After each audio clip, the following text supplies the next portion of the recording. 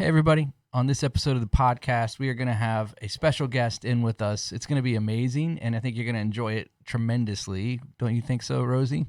Yes. A man of few words. Yep. Yep. But we're going to cover a whole lot of topics related around conspiracy and or what would be labeled as conspiracy, and a pretty cool testimony from a good friend of ours named Zeke. So I would say grab a coffee, sit back, and enjoy.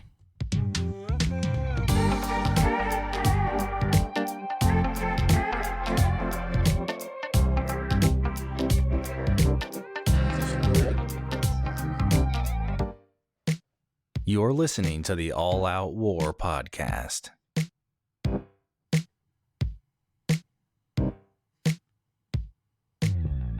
What's up, Warriors? Welcome to another episode of All Out War. I am Turner, and I'm in the studio with Rosie. Rosie, what's up, my man? Hey, what's up? How you doing? I'm doing well. Yeah? How are you doing? Doing good. How's your fast going? It's going well. Yeah? Yeah. Enjoying not having anything to eat or I get to eat. well, nothing good though. No sugar and stuff. Yeah, it's good. I'm down like 15 pounds total. So Dude, that's awesome. Yeah. That's great. But I put on like 25 Before and putting yeah. So like Mardi Gras. yeah. Like I'm gonna be exactly. fasting for 3 months. I'm gonna eat everything. Well, I didn't know. Yeah, we'll say it like that I had it all planned out. No, I think I was gonna use the new year. I was just stress eating. Yeah. That was my excuse. I've been known to stress eat myself. Not eat Shouldn't myself. eat yourself. Yeah, that came out really weird. All right, man. You just gnaw off your fingers instead of the fingertip, like the fingernails? Yeah, right. Yeah. Meaty. Hey, what do you know, man? Oh, hey. Yeah. So I'm going to read this little bit, but did you know that an Ethiopian king was so impressed by electric chairs that he eventually had one that he used as a throne? An electric chair? Yeah. As a throne? Yeah. Because I'll just read this real quick. On August 6, 1890, the first electric chair in history was put into use in the death chamber of Auburn Prison, New York. In distant, I can't pronounce that. It's now called Ethiopia. Emperor Melanek II heard about it and decided this new method of execution should become part of his modernization plan for his country. Immediately, he put in an order for 3 electric chairs from the American manufacturer. When the chairs arrived and were unpacked, the emperor was mortified to find out that they wouldn't work because they didn't have any electricity in Ethiopia. Determined that his investment would not be completely wasted, he adopted one of the electric chairs as his imperial throne. That sounds like something out of a comic strip or something. Hey, man, it's real life. That's crazy. It's Ethiopia, baby. That's Ethiopia from the 1800s. Yeah. They haven't progressed too much from there. But They might have electricity. I don't know. Oh, hey, if you're listening from Ethiopia, thanks for joining. Sorry, in. man. Yeah.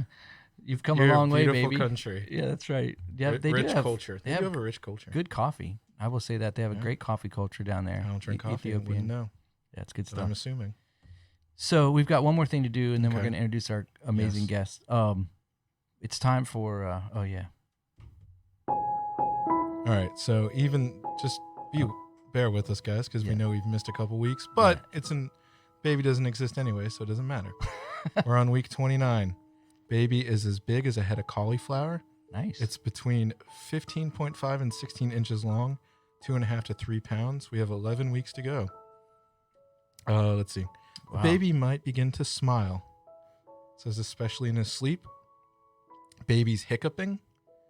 And it says as your little bean plumps up, your womb is getting a bit cramped. Oh. So those hard kicks you were feeling will be more of jabs and pokes. Oh, gotcha. So he can't move as much. Yeah, and it is a girl. We're having a little girl. We knew that. Yeah. From a Well, previous whenever episode. we find out what the baby is, We know. No. We know. Remember? no, You're in denial. uh, Such a poor parent. I have no child. Yeah. All right. Well, that's the baby update. You still can't kill it. Still can't kill it. Still can't kill it. It's- Even Tulsi Gabbard.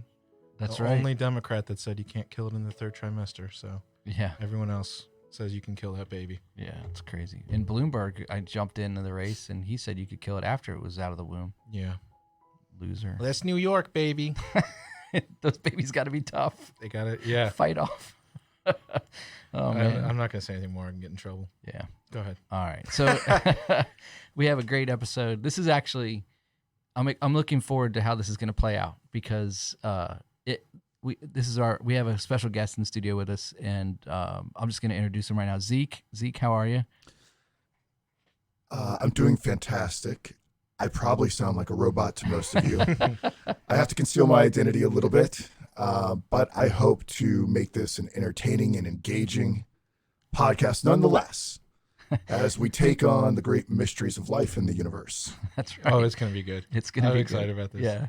So I met Zeke through a mutual friend of ours, and we sat down for the first time, and we had about it was probably an hour and a half long conversation, and we literally covered the gamut of things. I mean, it was just amazing, and it was so much fun to talk to him because it's not like and our listeners will understand this as we get into the podcast a little bit here. He just has a lot of knowledge. He's researched thoroughly, and he just doesn't jump to conclusions. And that's one of the things that I really appreciate about you, Zeke, is that you thoroughly research and you want to know truth and reality. And I will jump in and say this because I don't know if anyone else will say it. He has an impressive background in pedigree. Yes, so he it's does. not just some schlub that we found on the side of the street. Right. But we're not going to say anything because, That's right. I mean, we're not going to give any of the details, Right. but just trust us. Right. Yeah. We could call him Dr. Zeke, and that would be cool.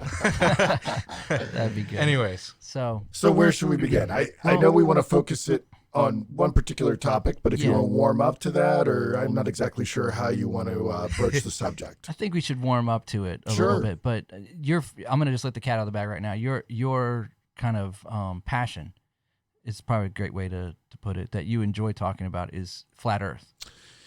Yeah, I mean,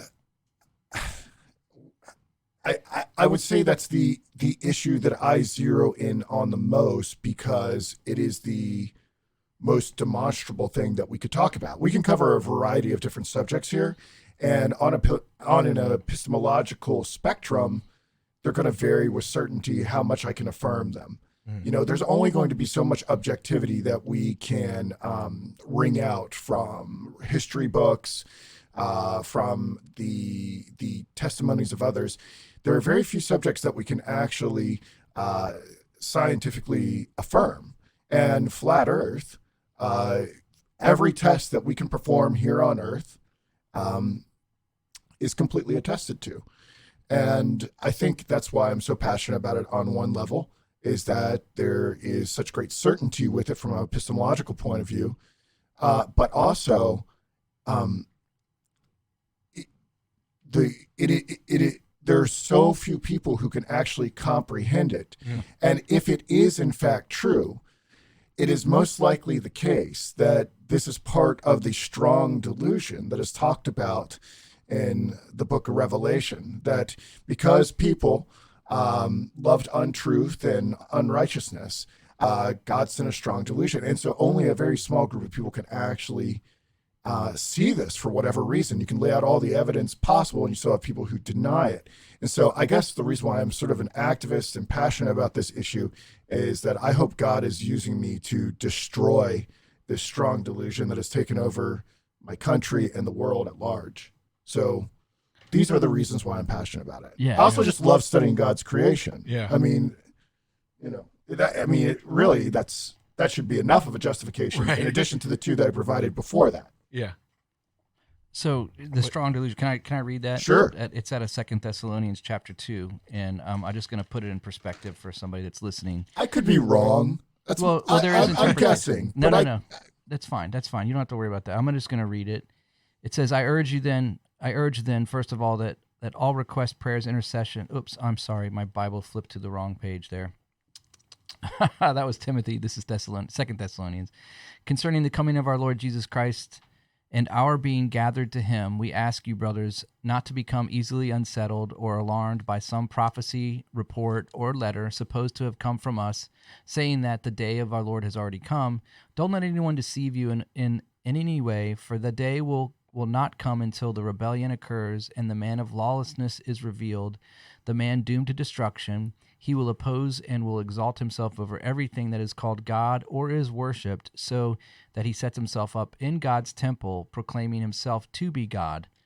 And so that's in reference to this strong delusion, because if you read down a little bit further, it says in verse 10, it says, and every sort of evil that deceives those who are perishing, they perish because they refuse to love the truth and so be saved. For this reason, God sends them a powerful delusion so that they may believe the lie, and so that all will be condemned who have not believed the truth, but have delighted in wickedness. Thank you for the correction there. I said the book of Revelation, and it was 2 Thessalonians. I'm sorry about that. Well, I had to check it myself. So, it literally my mind could is be a busy really- place, but thank you Yeah. for the correction. No, that's fine. I know that sometimes our listeners hear that too, and they want to make sure that they're getting the right address for. No, that's verses, awesome that you but- did the context. The King James Version is especially nice as well. I don't know what version This you is use. 1984 NIV. NIV. Before it was corrupted. Cool. But yeah, so anyways, before we were recording, we were having a little conversation, and you were talking about one of the things that kind of like your story. You weren't raised in a Christian home. You weren't raised in, or that I know of, or you just didn't have a lot of strong Christian influence or dedication in your own personal life until you went through a series of events. Yeah, I mean, I wouldn't say that I was raised in some sort of radically atheistical household or something like that. I mean, it was a nominally sort of Christian household. I went to Sunday school as a little kid, but I was, at 7 years old, I was antagonizing my Sunday school teachers and being like, well, if God's so great, why did this happen? And stuff like that. Right. I stopped going to church probably when I was like 13 or 14. But I took up I never relinquished the zeal for truth. Even as a little boy, I was very passionate about truth and abstraction and big ideas. And so I went down the path of, I really wanted to know God, but I wanted to know God on my own terms. So I went down the path of philosophy and science. For many years, I was an agnostic. I eventually became comfortable with a classical theistic point of view. As I matured, I gravitated towards the existential psychology and philosophy of Soren Kierkegaard, and I, on an intellectual level, at least made my peace with the God of the Bible through Soren Kierkegaard. So I was identifying as a Christian probably in my early 30s, but I was never conspiratorial. Now, there are some events that I knew weren't right, and I always sort of suspected that there were things going on, but I wanted to kind of live in the dream world. I have a German friend who we call it the Drumwelt. I wanted to I didn't want to know about those things. So there were some things that I thought were fishy, like, certain sort of catastrophic theatrical performances that happen in educational systems. I knew that wasn't quite right, but I thought maybe these are being done for my own safety. Maybe these are tests of some variety. But then I started to suspect that there was something more going on when I got outside my myopic research lane of existential psychology and philosophy, and started to notice that, the influence of the occult on great men of letters is profound and striking if you really get down into the details of the research. And this is something that is actively omitted from all curriculum. And then secondly, when you're dealing with older and older texts, it becomes quite obvious that it's being edited and details are being left out in every edition. And there are some books and some ideas that are outright suppressed and marginalized by the big publishing houses. And I thought that was very unusual, that there seemed to be a hidden hand of censorship that has been guiding things for a long, long time. And I thought, well, this is very unusual. And then secondly, I started to realize the power of media. I didn't realize how just how brainwashed everyone was. And when I got into a position where I could start to see how individuals could be so easily misled through television, through the internet, through songs, through all those sorts of things, it began to be pretty scary because I knew what Hitler was capable of doing with a ham radio. And so you take those two things, you multiply, you're magnifying a situation by like 1 million. And then, as we were talking before the show got started, I encountered something that I couldn't explain. So I am profoundly affected by a phenomenon known as the Mandela effect. Now, I have told thousands of people about this phenomenon. Most people just go, so what? Who cares? Well, hold on. Yeah. Let's give a brief description of what the Mandela effect is, because some of our listeners will be familiar with it, others will not. Sure. So it's going to be hard to give a brief description of the Mandela effect because it's so multifaceted. But essentially, the world isn't what you think it is. It's not how you remember it. So you have scenarios where something that has been built into the framework of our culture, whether it's Forrest Gump's famous line about chocolates, or Sally Field when she accepted her 1984 Oscar, what she said during that acceptance speech, or what Ed McMahon was doing and what company he worked for in the 80s, or a certain show about young women who are promiscuous in New York City. It goes on and on and on. Or how Queen's "We Are the Champions" song ends. It goes on. There are thousands of examples of this. And so you think you know what those things are, but when you actually go back and check, not only are they not what you think they are, everyone you know agrees that it was the way that you believe it to be. And so the scenario is that hundreds of millions of people have collectively, from a psychological misremembered the same thing, which doesn't even make sense. If our memories were so faulty, you would have a scenario where hundreds of millions of people would be collectively misremembering in different ways, 100 million different ways, not the exact same way. Right? If our memories were that faulty. Furthermore, if our memories were as faulty as this Mandela effect seems to be illustrating, there would be no possibility for like testimonial in courts of eyewitness reports or something like that. You wouldn't remember your phone number. You wouldn't remember what your face looked like from day to day. If our memories were really as bad as people who are claiming that the Mandela effect is just like a natural function of the memory. And then lastly, this just really started happening like 3.5, 4 years ago. If this had been a phenomenon woven into the human condition, like this would have been well documented hundreds of years ago. Some people say, oh, well, it's only happening because of the promulgation of the internet. The internet has been around for like 30 years, and true, things like YouTube and other platforms and stuff like that really came to full form in like the late aughts. We should have discovered it then, but we're discovering it now. And that's, so I don't think those arguments are very persuasive. Now, not everybody in the truth community agrees with me on this. Not everybody in the truth community thinks the Mandela effect is a real thing. I know it's a real thing. I have proven it to myself. If I can keep going and talking here, please. There are many. So the one, when I first discovered this phenomenon, I had to make sure that I could prove it. And the biggest one to me was Rodin's The Thinker. So Rodin's The Thinker is a very important statue to me. It's one of the most famous statues that's ever been made. And hand to God, it had a fist on his chin. But in this reality, it is now an open hand. That freaked me the heck out because I had bookends with the Thinker. I was going to make it the icon for something. I'd always identified with the Thinker because it's like this brutal philosopher. So on your bookends that you had. My bookends have changed. They're flat now? They're open hand now. But you always... It's a fist. But check this out. So I have... So the physical bookend has changed. Yes, it's not just changed on the internet, it's changed in reality as well. But not everywhere. There is what is known as residue.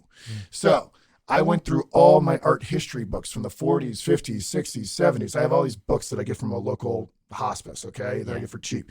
So every single one of my art history books says that the thinker has a fist. Well, every picture shows an open hand. So the text in the picture in the same book is disagreeing with itself.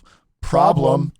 Okay. Yeah. Then I went online, right? So it's like the Back to the Future, where like Marty keeps fading in and out of the picture. Right. Yeah. That's what's happening. So although we can get into a long discussion about like time dilation and travel and time lensing and Project Looking Glass, you should all go look all that stuff up. But so secondly, to determine that I was in fact, affected by the Mandela effect, was I listened to a bunch of online lectures from reputable universities like University of Chicago and stuff like that about Rodin's The Thinker, and every single art historian said, yeah, it has a fist. And these lessons were from like 2012. And then I took an online virtual tour of the museum, the Rodin Museum in Philadelphia, and the tour guide got in front of Rodin's The Thinker with like 30 school kids in front of him, had the thinker to his back. He makes the fist pose, explains why the fist is so significant to Rodin's The Thinker. They're all looking at him. No one thinks there's any sort of problem. The only problem is the statue behind him doesn't have a fist. So he's going. It's flat on his fingers. It's open on. It's flat and open on in the like a shelf. His hand is making like a shelf, like an L shelf instead of a fist. And then finally, I dug up Rodin's journal, and he said, "What makes my thinker think is his clenched back, arms, and fists against his teeth." Well, that should be the clincher. Yeah, it should be. Yeah. You would think, but if you are part of the strong delusion, you can't see this. Because I think all of these things are fitting together in a strong delusion. Just isn't flat Earth. It's going to be a host of things that we're going to talk about here. And it doesn't end with flat Earth. I think there might be still delusions that I'm still part of that I haven't worked myself out of yet. I strongly suspect that the biggest delusion is still like the time is linear, that it's more like someone's name written in cursive, but we'll get to that later. But I love when we have philosophers on because my brain becomes jello within 2 minutes. But so what's interesting, I found an article yesterday because it looks like the thinker has even shifted a little bit more. It looks like he's like pressing against his face and his cheeks are puffing out. And so I found an article. There's a art historian in Britain who says we should change. This just came out. He said we should change the name of the thinker to the mourner. And the reason why his justification for saying that we should rename the thinker the mourner, he says the thinker doesn't look like he's thinking. It looks like he's mourning. Yeah. And the thing is, this guy's so deluded, he doesn't understand that the statue has changed. What makes him think? The thinker's been around for like 130 years, and he thinks he's so profound. He's like, I'm the first one to notice that it's mourning. No, the statue has changed, and you can't see that it's changed, and now you want to rename the thing that Rodin made.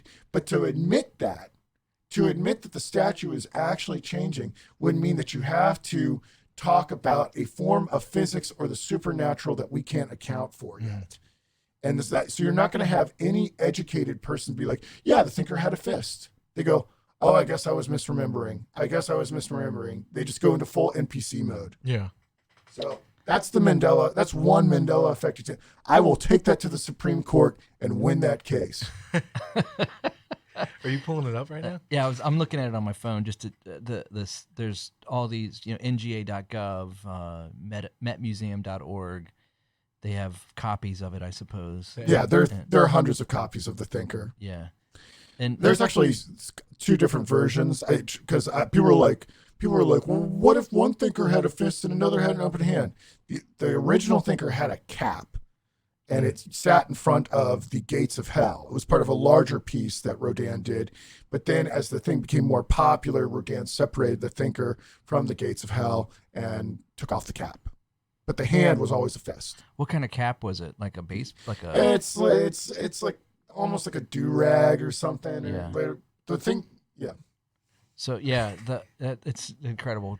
So this situation with the Mandela effect, that's what kind of drove you into research and starting to unpack. Well, just shift your paradigm shift. Well, everything. not at first. Okay. At first, I wasn't going to go down. So I was forced down the conspiracy rabbit hole. So I knew something was wrong, but I said, maybe there's something going on in quantum physics that would explain this retrocausality.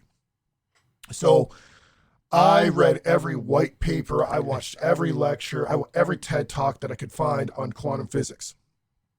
And at the end of that period of research, because I thought, well, maybe, they found the Higgs boson particle and figured out how to tinker with the past or something.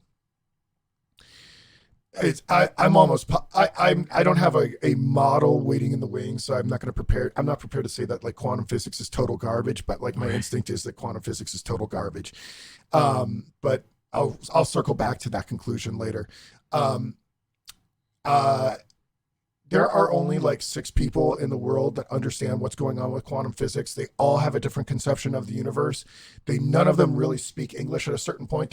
They're just like, and dark and spin and pot, like it's complete gobbledygook. Right, it starts to lose anything resembling English, and they all hate each other. There's like the Copenhagen interpretation and this interpretation, none of them agree with one another. So, and even if the leading people were saying, oh, like maybe they were saying like retrocausality might be possible, like we might be able to like go back and affect like an electron like a nanosecond in the past or something like that. That's not accounting for changing a fist to an open hand. Yeah. So I needed answers. I wasn't going to sleep until I had answers. And I was told that good boys never questioned the government. I was told that good boys never thought about conspiracy theories. Well, I said, damn it. I don't care about being a good boy anymore. I need answers. So I tore off the lid to the rabbit hole, dove deep down. I didn't come to flat Earth immediately. You have to go down stages. Yeah, right. So you look at particular things. You might start off like tearing apart the moon landing, which is pretty easy once you decide that you're going to do it. It's a real joke. Like you actually feel pretty stupid that you ever fell for it. I knew as a kid that it was like problematic, but I wanted to be a good boy. I wanted to get a good grade and be a good boy.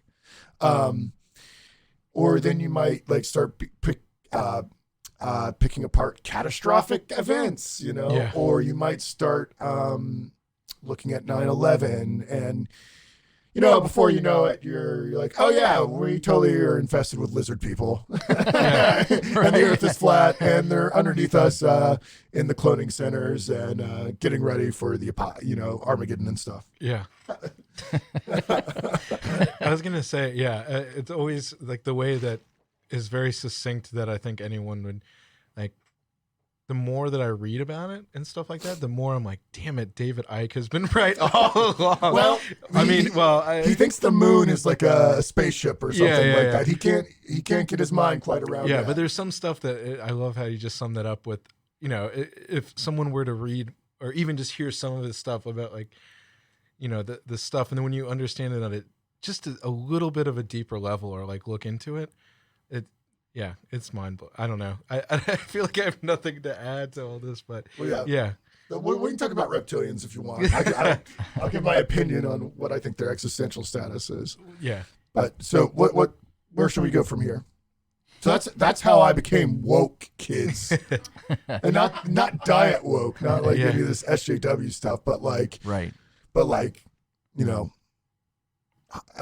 when you can't even watch a movie anymore. You can't listen to songs. There's a certain bliss after you fully wake up to the reality of the world.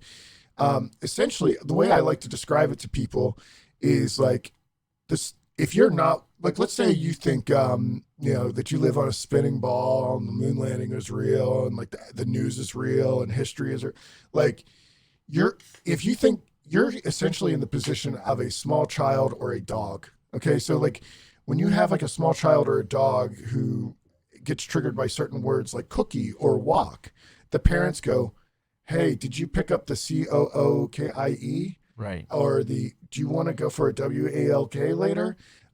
You're illiterate, so you don't understand what the overlords of the parents are talking about. So overlords. Yeah. Well, no, really. Yeah. So what I want to try to communicate to everybody is that there is a symbolical religious language that is all around you. Your entire world is completely encoded. It's in the logos of cars. It's in the logo on the back of your phone. It's in video games. It's in movies and TV. Once you learn how to read the matrix code or whatever, you start to understand the movies and things like that you're watching on a totally different level. There's different levels of interpretation, and you were uninitiated before. Now that you have that knowledge, you can understand what's being communicated. Like the first time I saw 2001 Space Odyssey by Stanley Kubrick, first time I saw that, I was like completely mystified. I was like, what did I just see? Now I can tell you what it's all about. Right. And that's going to cycle back around. By the way, Stanley Kubrick filmed the moon landings. Yeah. And he hid the confession in all his movies, especially 2001 Space Odyssey and The Shining. Yeah. But many others as well. Yeah, I've been hearing some stuff about Kubrick with in regards to that 2001 Space Odyssey, and just the way that the story is written, the way that he filmed it even, like, and then I heard something about The Shining as well. Well, I mean, yeah, I mean, it's on Danny's shirt. Right. Yeah. That's what it was. I was trying to remember. I was going to say some of the stuff is very blatant. They're not. It's blatant now. Right. Well, it's blatant now. Once you recognize, it's like when we were talking. Rosie, you and I were talking privately, and we were talking about the new movie with the Joker. Yeah. And the scene after he kills the guys in the subway, and he goes running away from the scene. And he gets into the bathroom to hide, and it's a black and white checker floor, and he's doing like a dance, and that's like his transformation. It was like a ritual thing, and like as soon as I saw the black and white checker floor when I was watching the movie, I was like, pay attention. Yeah. What's happening right now? Because that's a symbol or a sign. The black and white, it goes to the these secret societies use these. It's a tessellated floor. It's called Moses pavement in Freemasonry, and it's used when you see black and white floors. It's in like every music video. Yeah. I mean, there's a reason why refs wear black and white. Essentially, in like esoteric religions, they believe in duality. Right. They have beliefs about Lucifer and Jesus being the same being or spirit brothers, but also like that ultimately, it's like a struggle. If you do bad, you have to do good as well. Yeah, it's like the struggle, the yin yang, or I hate to say that, but that's what it is. Yeah, the black and the white. Yeah. There's more to it than that. We're probably like for people who are truly initiated into these things, they probably think that this is like profane babblings about it. Right. But they're getting it so wrong. That's good enough for right now. Yeah, and I mean, we did like I was gonna say it goes back to the esoteric. We've been talking a little bit about like we did like a New Age November series or something like that. Yeah, we were talking about a little bit of like the esotericism of things. So, but what's important to I guess point out is even if you don't believe in these things. They're like, oh, it's just a black and white. Oh, that's just because it's aesthetically pleasing or something like that, or it looks good on camera. Even if we don't, like, if a viewer is thinking that, like, oh, why would they do that? Right. It's not important if you believe that it's something. It's these people that put it in there do believe in the power of it. Right. So it's not so much even that if you believe that it's a coincidence or whatever. It's the people that are behind it are particularly putting in it, and they do believe. Right, and that's where a lot of, I guess, but I mean, if you're dealing with someone who doesn't want to recognize that pattern or whatever, there's no reasoning with them. They're just going to be like, oh, why should I even care? Right? Why should I care? Like, and there's this whole social engineering thing that's been going on. I see it a lot in young people, which is like really disheartening because that's like when you're supposed to be your most idealistic. But like, I try to talk to people about, hey, the past is changing. Hey, the Earth is flat. Hey, our entire reality is like fabricated. And they go, what difference does it make anyway? And I'm just like, wow. Like, I used to think like people were dumb because there was like a lack of information. Turns out that's not the problem. Right. Turns out like everyone has been like hypnotized into like a state of total zombification through like, chemicals in the water, the hypnotic states of TV. Well, I mean, I've heard it said it's like our future hasn't even become. We don't have to worry about the 1984. It's the Huxley's Brave New World. It's already here. Yeah. Well, I was going to say it's not so much that you have those two different views of the I don't want to even say views because of Huxley and his ties with everything, but like that's the one that is reality. It's not so much 1984; it's the Brave New World with the. Well, I think it's like if you can do a little Venn diagram of like Animal Farm, 1984, and Brave New World, there are elements of all of it. Yeah. So like 1984, like George Orwell knew that the Earth was flat.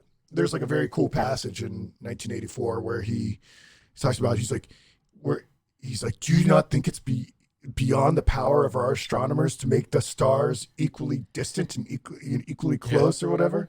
Like the 2 + 2 = 4 is flat Earth. Yeah. That's the code. Well, how about we can cycle into the people just got totally lost, just so you know that. Yeah. So maybe going back to using this as like a catalyst to hop back in, what was it that like got you first hooked on flat Earth? Because I don't want to. Well, maybe I'll sum it up like this. This might be an easier answer to say, with all the passion behind it and everything. Why? I'm trying to think. Like someone would say, okay, yeah, like that's important that the past is changing or stuff like that. But why does it all come back to flat Earth, or what difference does it make? I'm trying to like. I hear people all the time, especially Christians, like which I'm sorry, I know there's a lot of Christian listeners right now, but I thought like when I came into flat Earth and like a biblical literalist understanding of the Bible that I would have like all these Christian, like I was like awesome, I found out flat Earth, I found out the Bible is real, I found God and all this other stuff. I thought I would have like all this great Christian community that I could join around, and they're like, it's actually been more difficult to talk to Christians about flat Earth than it has been like secularists and atheists or whatever. So like I get like a lot of mainstream Christians do not like me. Yeah. It's a problem. But I mean, as far as like, why does it matter?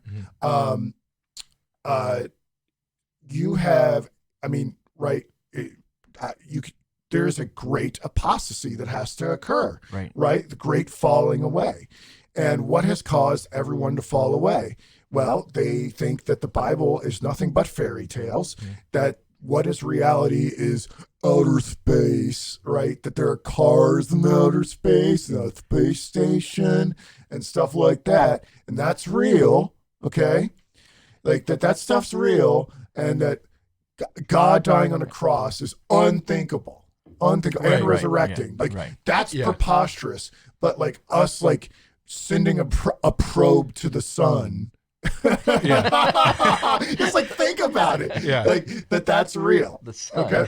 Or that like there was nothing, then there was something, then there was slime, and then there was man. Like boom, boom, boom, boom, boom. Yeah. Like these things are like respectable ideas, but God loving the human race so much that he would incarnate and resurrect and save us from the evil one. So those have had that mind control has really affected. I mean, if you talk, most people with advanced degrees and most intellectuals are agnostic and atheists and communistic. And then people who don't even have advanced degrees, just like young people like coming out of high school.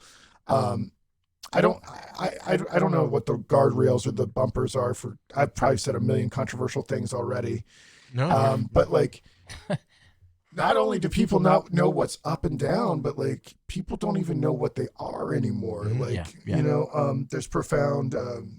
Identity. There's profound crises going on with sexual identity. Yeah. There's profound drug use. I've lost friends to, there are a lot of people who are like, well, if we're just spinning rock in space, why don't I just kill myself with heroin? Yeah. Or if like, or whatever, like, or like our vets or whatever that went and like fought in Iraq and Afghanistan, like come back and they like think like, that.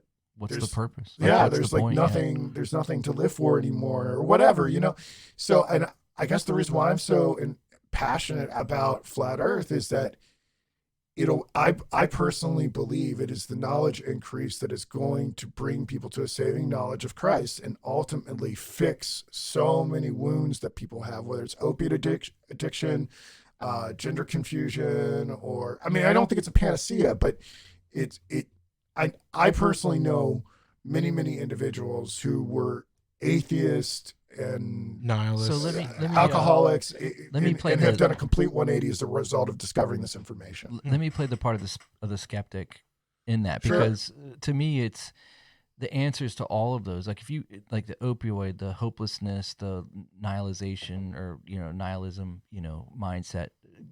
Jesus Christ himself is the answer for that. So where's the and so I'm like I said, I'm playing the skeptic Sure. here. What does it matter if the earth isn't round or if it's flat, or how does that play out to the fact that I trust in Jesus? Yeah. Well, what did Jesus say? He said, if I tell you earthly things and you believe me not, how can I tell you heavenly things? Right? And also, like, what is Jesus? Is Jesus just John 3:16, or is this particular passage? Like, the way that I understand Jesus is that he is part of the Trinity, right? And he's with God from the very beginning. Isn't that what John tells us, Right, or he what, pre-existed. First John or something Yep, like that, yep. right? That in the beginning he's word, the Logos, or whatever. the word made flesh. Yes. So, like, to me, trusting what the Bible says on the very first page to the very last page is ultimately what it's all about. So flat Earth is bound up with the conception of God incarnating in the form of Jesus Christ. Now the question becomes: is flat Earth a salvation issue? Right. Right. If it's not a salvation issue, it's not as important as the saving knowledge of Jesus Christ. Right. And I wouldn't go so far to say that it's a salvation issue, because I think there have been many Christians who did not know that the earth was flat and still are saved. Yeah. I think the problem becomes as this information gets more and more out there. And there are millions of flat earth videos on YouTube. There are hundreds of flat earth books that you can buy. To remain ignorant on this question is no longer an option. I do not speak for God. I am not his prophet. I am just a dude with a laptop with the ability to read. I am Right. nobody. I would not. I would think it gets kind of dangerous to deny the reality of biblical cosmology after God has started to show this to people. I would.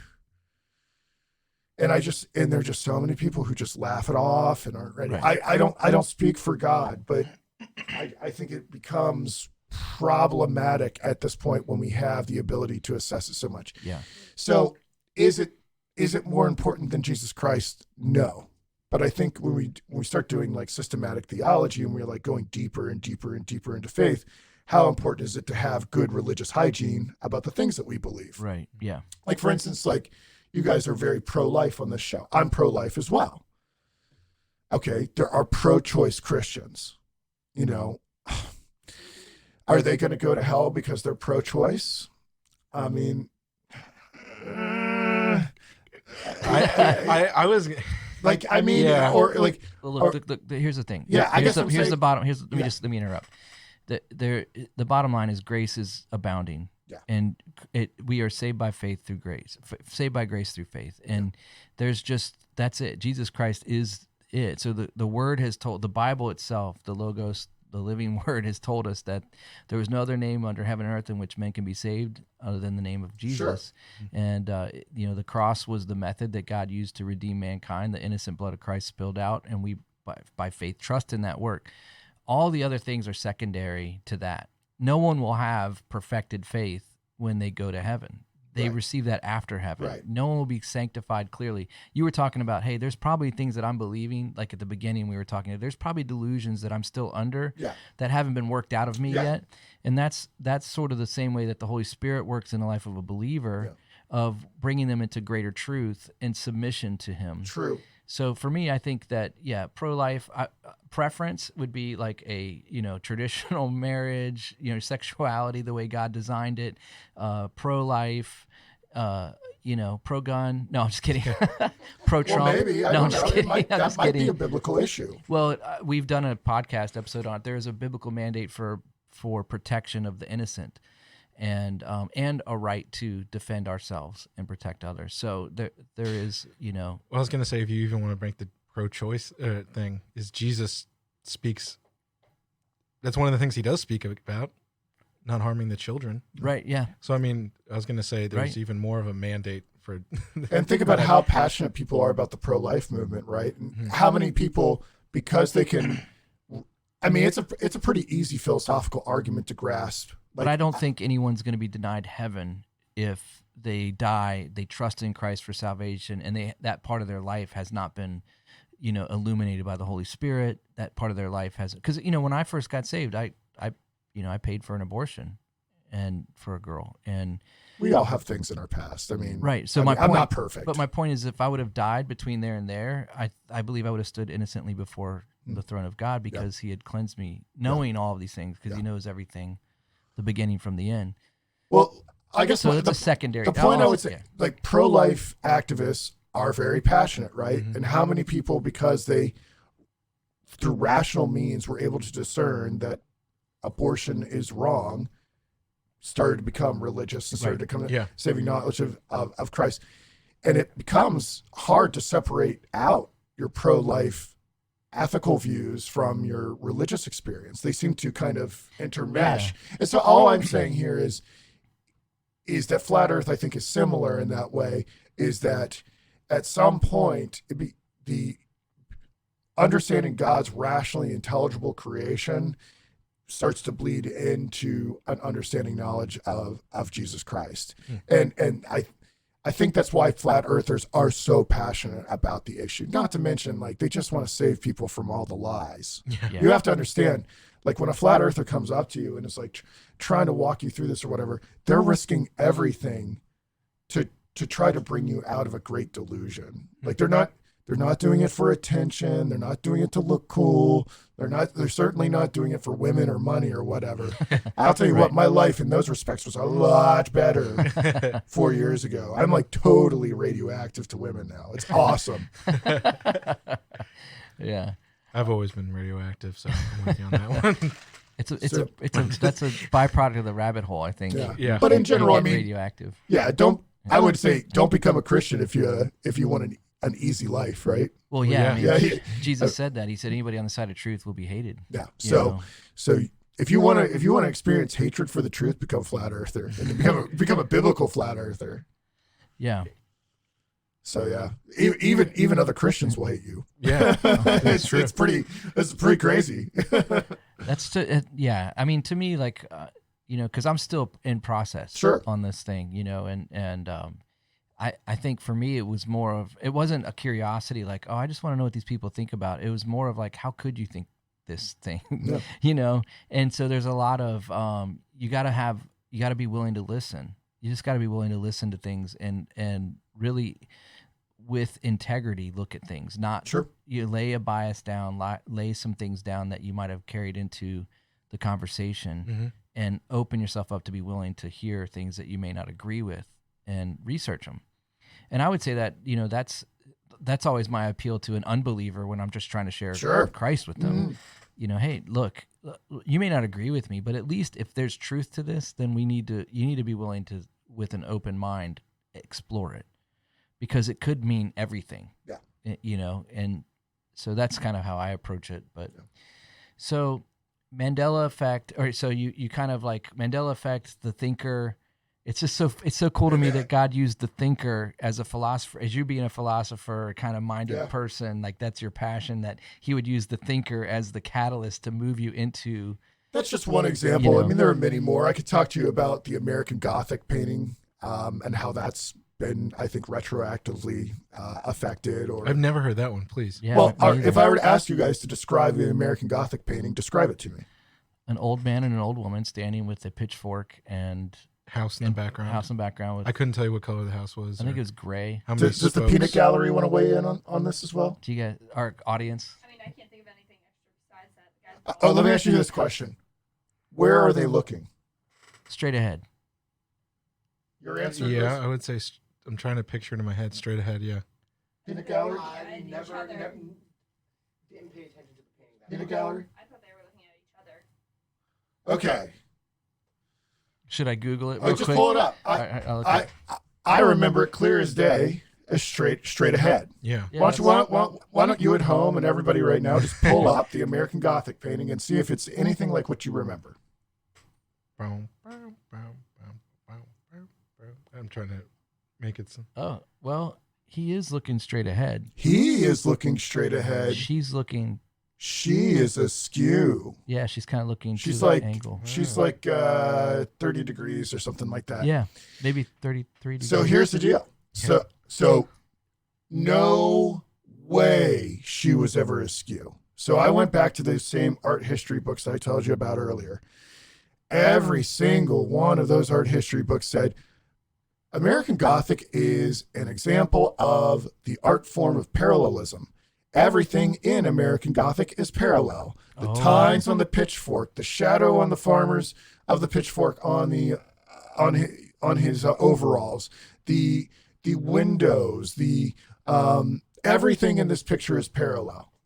And so much that it's a Except now in this version of reality, the man and the woman are not parallel anymore. So if she had always been askew, every single art history book would have noted the fact that she is no longer parallel, and that would be a significant anomaly that symbolized something. But it's not mentioned because it is so obvious that they were parallel in the past. No one cared to write about her being not dead on. And if you look up a picture of the models for American Gothic, they're posing with the painting. They are looking dead on at the camera while they're posing for the picture. Okay?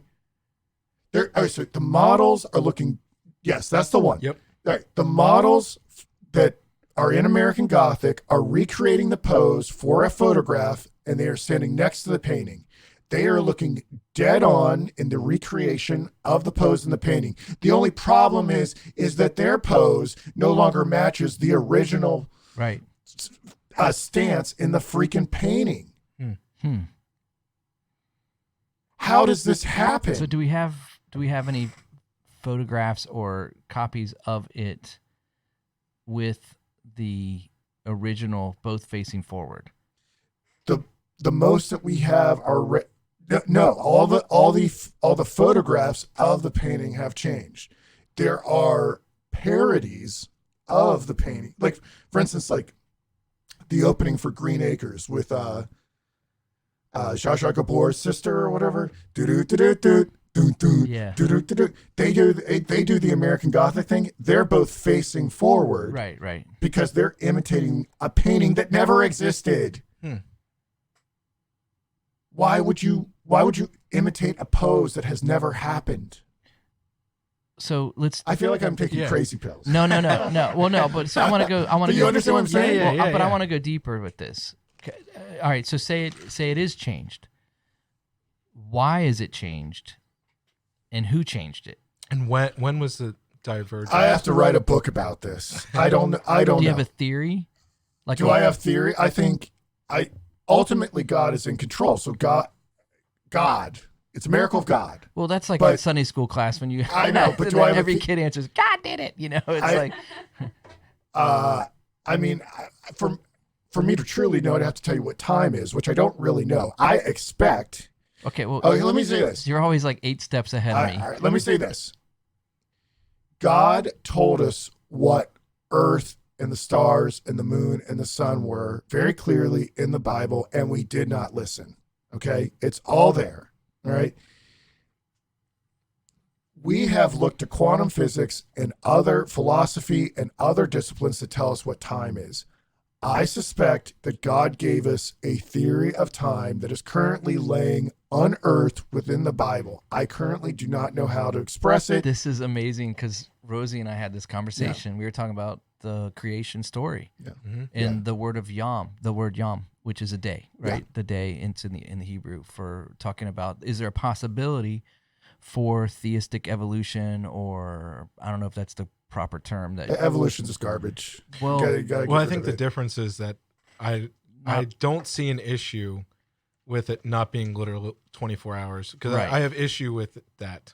and his we were talking. Him and I were just offline talking. I guess it was last week, and we were just talking about. We went back to the word, and we were checking out the actual phrasing of the words in There's Genesis. light before the sun. And how can it be shapeless if there's Formless. no formless? How can it rotate on an axis for 24 hours? Yeah, exactly. So there. Well, I just Are you a exposed, flat earther? I just exposed myself that No, I'm just kidding. But what my point in that is that time is naturally theologians have gone to the day, because he says there was night and then there was night and then there was day, and then the first day, and there was morning, there was evening, there was morning, there was evening, in the first day, second day, third day, so because of that, there was a construct of time implanted into Genesis, in the creation story, that I believe. Now, I think you have to be careful because I hear people say, oh, well, in Peter it says a day is like 1,000 years, and 1,000 years is like a day, and there's a couple other places in Scripture where it talks like that, and those you have to be careful, because the literary working of that verse in Peter in particular he's not making a literal prophetic statement. He's actually he's given an analogy, or it's more poetic. I don't know if that's right. I'm probably theologians out there are like, what is wrong with this dude? No, I understand what you're saying. I don't claim to have it figured out. I mean, there's a historicist interpretation of time. There's amillennial, premillennial. Oh yeah, well that too. There's all the preterism. There are all these different. Right. I'm still working my way through it, so that's why I'm hesitant to say I know exactly what's going on. I will say this: there is likely, as far as candidates for what's causing the retrocausality, I think there are scenarios where time travel is real. Who is doing the time traveling? Well, I mean, in my opinion, there's time travel throughout the Bible. Donald J. Trump. Well, if I had to say, if I had to pick someone on the world stage today who had access to time travel technology, of course, I would say it would be Trump. Right. There is a lot of circumstantial evidence that is the case, but that could be a psychological operation to make us think that he is more powerful than he actually is. This involves me telling you stories about his connection with Nikola Tesla. I know. I don't know if your audience is familiar with this or even knows who Nikola Tesla is. The book from the Marvelous Adventures of Baron Trump and things of that nature. My favorite, this is a 1955 spinoff of Bonanza called Trackdown Trump. I don't know if you've seen this or whatever. So there seems to be some sort of... You can't just say that and not tell us about it. Do you not know about it? No. I never heard You don't of know that. about this? I don't know. Trackdown Yeah, Trump. okay. All right. Hey, I've been trying to pull off the internet. I'm not allowed to do a lot of internet browsing, so I've been in the dark for a while. Well, it's a combination. Given on your understanding of reality and whether or not it's being orchestrated or whether or not certain things are being predicted because of other technologies. Now, there's time lensing technologies that are top secret that I can't begin to explain the mechanisms of. I suppose they're a lot like have you seen the movie Minority Report? Yeah, where it's like a combination of technology and psychics or whatever, or mediums or whatever. Well, what's time lensing? Huh? Time lensing. Time lensing. Oh, it's like the ability to see into the future. Okay. Yeah. So and that technology. I mean, it's an old technology. I mean, all the rulers always had like sorcerers and astrologers and things like that. We're always talking to like demonic entities. I mean, if you go back and find out a person named John Dee. He was like the smartest man in the world in like the 1600s. He was an advisor to the Queen. To Queen Elizabeth I. Him and Edward Kelly were using black mirrors, obsidian mirrors, which look a lot like iPhones, to talk to Enochian angels. They believe they got these Enochian keys. And I do not advise anyone to go too deep into Enochian magic. You might invite something into your life that you are unprepared for. But is this the same thing, Emanuel Swedenborg? Swedenborg, I don't know if it was the same thing. From my understanding, is that what John Dee and Edward Kelly did with the Enochian stuff lay dormant for a while until Aleister Crowley got a hold of it. Right, gotcha. And Swedenborg's mystical experiences, I don't know the particulars about, Gotcha. but I know he was he was Interesting guy. a mystic on the scene in the 19th century that Yeah. everybody knew about that we've kind of forgotten about. So there's time travel. There's scenarios where the timeline could have split. We could be in an alternate timeline right now, or the alternate timeline has already occurred and maybe I died in it and transcended the space-time continuum. And I'm back here to bring you some information from another place. I do not know. That's kind of the plot of Donnie Darko. Yeah. Have you seen that? Yeah. It's my conclusion that Donnie Darko is Donald Trump, but that's a whole theory of mine that I have to go rewatch that movie. Go again. watch it with thinking that Donnie Darko is Donald Trump. Yeah, it's hard. It's kind of hard to get your mind around, but yeah. My brain's already like starting to connect some stuff. Yeah. Okay. I have to watch it, man. Yeah, it's very subtle. I could go into it. The number. Let me just say this: in these sort of predictive programming, prognostication movies, the number 88 is very significant. The number 88 refers to the number of constellations. The sun and the moon actually do these things called analemma, where they skate figure eights in the sky above our head. The DeLorean goes 88 miles per hour. Yep. Donnie Darko is made in 1988, or supposedly takes place in 1988. During the election. Yeah, that's not an insignificant detail. In Virginia. with Bush versus Dukakis, which is not an insignificant detail. The 88s, if you flip them on the side, are two eternity signs, so they kind of represent as above and so below We were eternity just talking signs. about the Ouroboros earlier. Yeah. So they're all, and there's lots of 88s that surround Trump. There's lots of 88s. Yeah. So the number, I don't have it all figured out, but that could be a potential scenario. Or maybe we're in an unstable timeline right now, and I'm going to die in this timeline, and everything will be fine. The clock will rewind, and it'll be back 2015, and I won't be there, and everything will be normal, and you won't even remember me, or something like that. I don't know. There's an interesting guy. I can't. Is it SMQ that talks about the on Twitter? Yeah, SMQ. But he's done a lot of videos. Are you familiar with? I don't know this. Not off the top of my head. Do I know this? He was his whole theory is that the Mayan calendar with the 2012. That's when the split in the timeline happened. Could be. I don't know. I don't have it all figured out. I mean, gotcha. it's all very theoretical right now. Right. I believe it's the last mystery after Flat Earth to be resolved. I know that I personally can't figure this out unless I probably devote a decade of my life to writing a 1,000-page book about it. Right. I can come up with some cool theories and decode some movie stuff, but I won't know until I go through every scripture in the Bible and see what God says about time. And God talks a lot about time, like Turner was mentioning earlier. So, So we haven't talked about Flat Earth directly at all. We've been talking about Mandela effects and time. Yeah. I mean, let's get into it. So what do you want? What do you want to know about Flat Earth? So how about we'll start off with the basics of, so you said that this is wrapped up in the truth of God, his word. Right.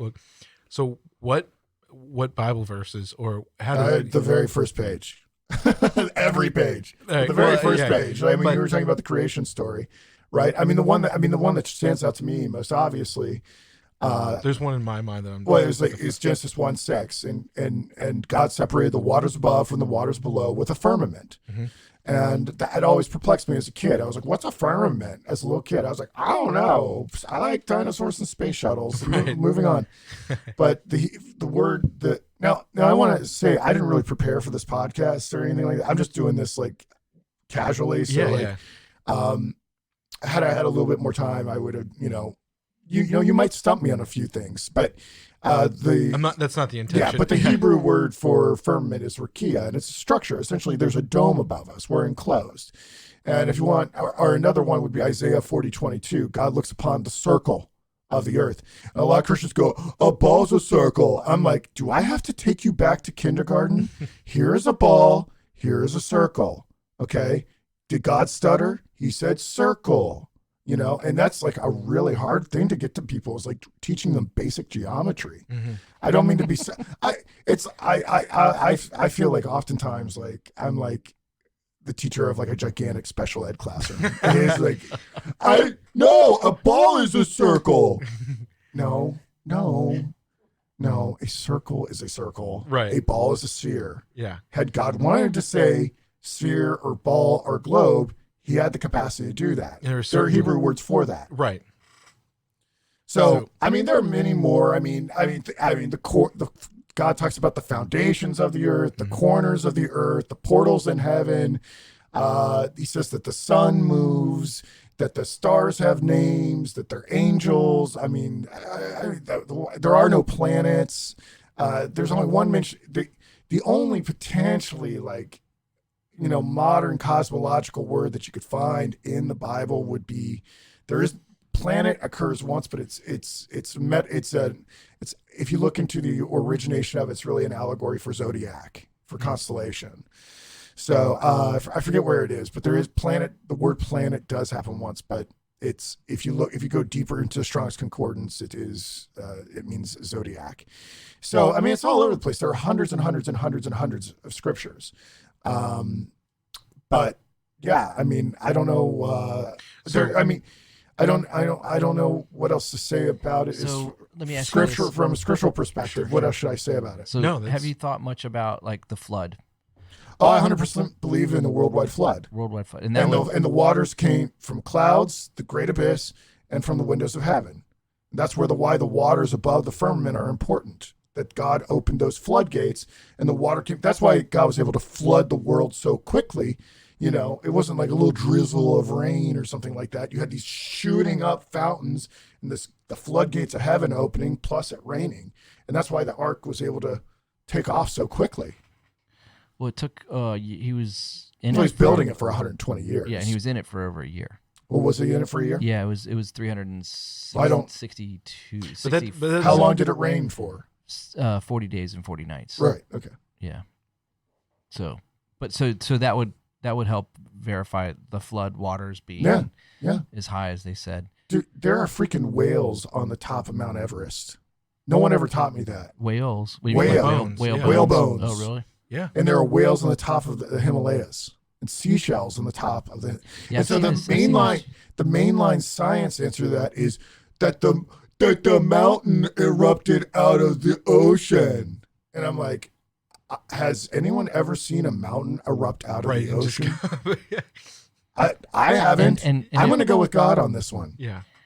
Okay, so the flood would help explain the flood very Yeah, we're like clearly. an inside-out snow globe. So like the waters on there is no outer space. Space, get your minds around this, people. Space is fake. It's you. There is an ocean above your head.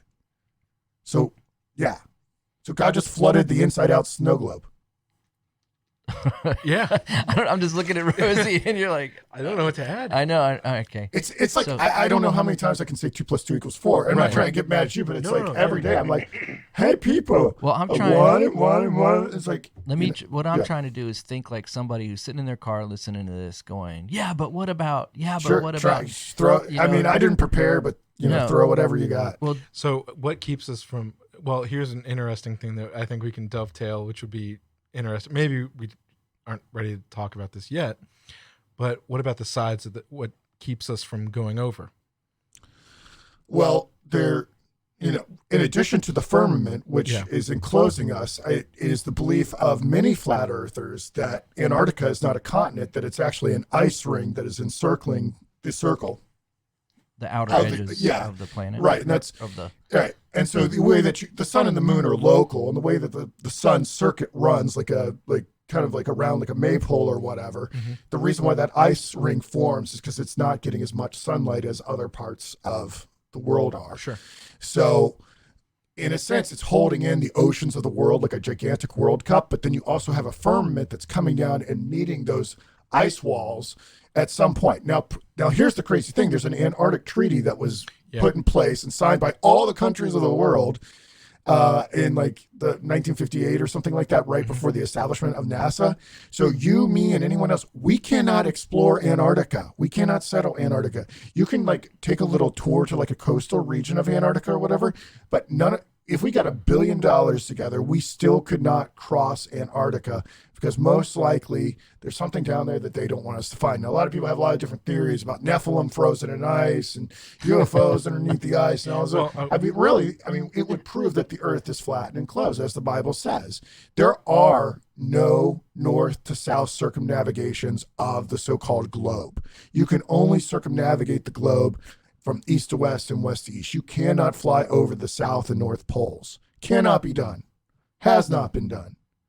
That should be a major Okay, well, red hold flag on. with anyone with I 3 would- brain cells. So, all right. So I flew to Russia, Yeah. and we supposedly went over the top to get over there because it was quicker than flying around. You went over the North Pole. Supposedly, we went over Supposedly. the Arctic Circle. Yeah, Okay. I mean, so I don't know your flight path, right. but flight paths make a heck of a lot more sense if you're looking at a flat Earth map. Like, have you ever? So you flew from Virginia to Russia. So From Russia Delaware- probably well, we went here, to New America York. here. We went from New York to Yeah. Finland, Helsinki, Finland. You had a layover there. Yeah. Well, we'd have to get the map out and look at it. But Yeah. what I'm trying to say is, if you've like when I was a kid growing up, I'd be like, why do we have a layover here? This is a weird place to have a layover. Why was this woman flying to Russia and she they had to do she started going into labor and they had to land at this weird place. And like all growing up, I always heard about these weird layovers and weird emergency landings. It just didn't make sense on a globe. When you take those same routes and you put it on a globe, straight line, every single time. When you put it on the flat Earth, you mean? I mean, put on a flat Earth. I'm sorry. Yeah. So, did So you hear if about we the had a plan map this out here, week? I imagine your New York to Finland to Russia thing would go like that. I'd have to look at the map. Yeah, I'm go not to the exactly flat, sure where yeah. Finland is, so I know generally where it it's- is, but I'd have to. Yeah. I'm almost positive. I always forget relatively those 3 fingers, which one's which. Yeah. But there's like Finland and then the Sweden and Norway. So I get which. I kind of confused which is Finland the first one.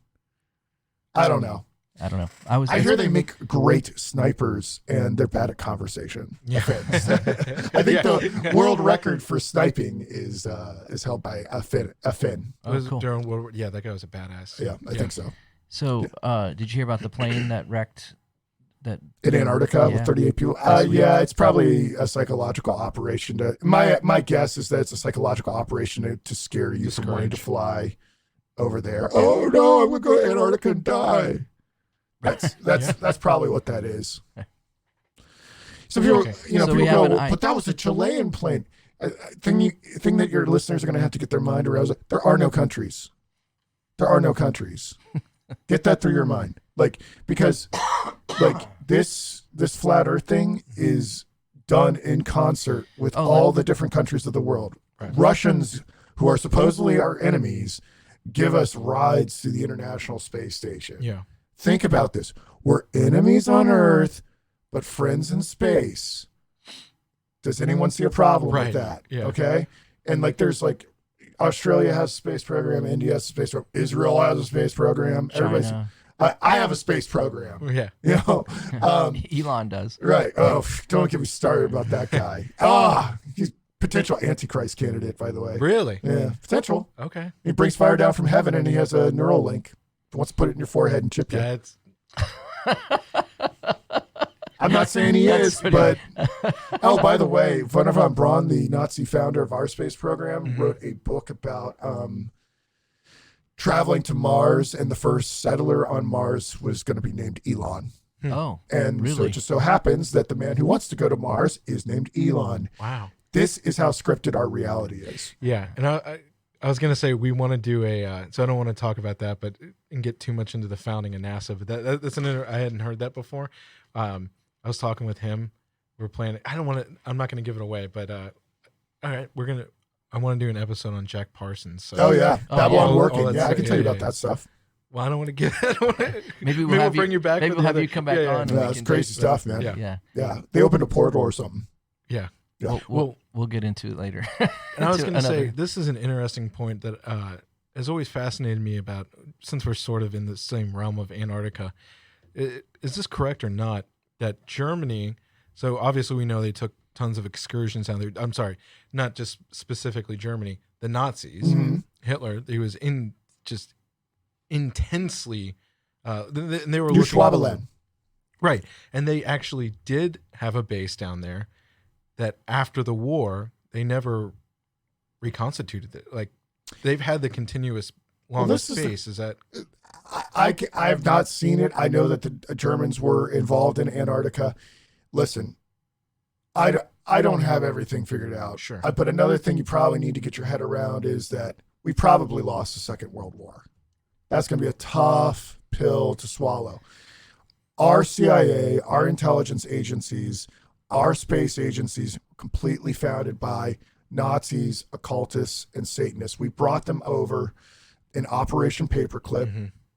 Okay, this is public knowledge. Go look, just simple Google search. Find out who Wernher von Braun did the rocket for Hitler, and then he came over here and he did the Saturn rocket. Yeah. And then we get into the symbolism of the Saturn and Yeah. the Saturn rocket and the Apollo program. Like, think, guys, why are all the planets named after pagan gods? Why are all the missions named after occult stuff like Gemini and Mercury and Apollo and Saturn? Like, it's because we live in a totally satanic world and we got brainwashed. Mm-hmm. But yeah, so I lost my train of thought. What was the original question? It was German. Oh, base. the German. Yeah, so Hitler was not killed in the bunker. He lived. The skull that they had turned out to be a female skull. Trump declassified aspects of the JFK files back in 2017.